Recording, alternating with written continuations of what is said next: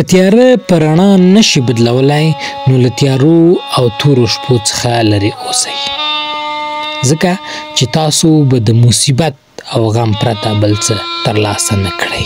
په ژوند کې ډېر داسې کسان شته چې تل مو په ناامیدۍ او منفي الفاظو پسې ګرځي، خو ته باید د لمر پر لور حرکت وکړې.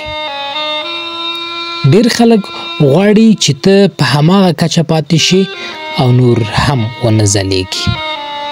دوی ویره لري چې ستا د پرمختګ رڼا د هر چا په سترګو کې ونه ځلیږي، او یا کوشش کوي چې لږ تر لږه د لوړو ارزښتونو ته د رسیدو څخه تا ناامیده کړي. تاسو باید د دوی په څیر فکر ونه کړئ، مګر ډاډه اوسه چې د هر چا پرمختګ او سوکالي د هغه په هڅه او امید پورې اړه لري. ډېر نوښتګرو داسې کارونه کړي دي چې سترو مفکرینو نه و کړي.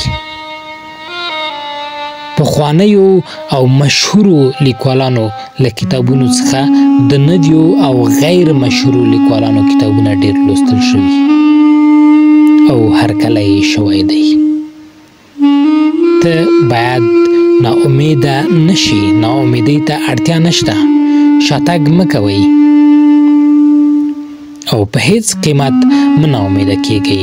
او که تاسو ټولې دروازې تړلې ومومئ نو د خپل هدف پر لور حرکت مه پرېږدئ.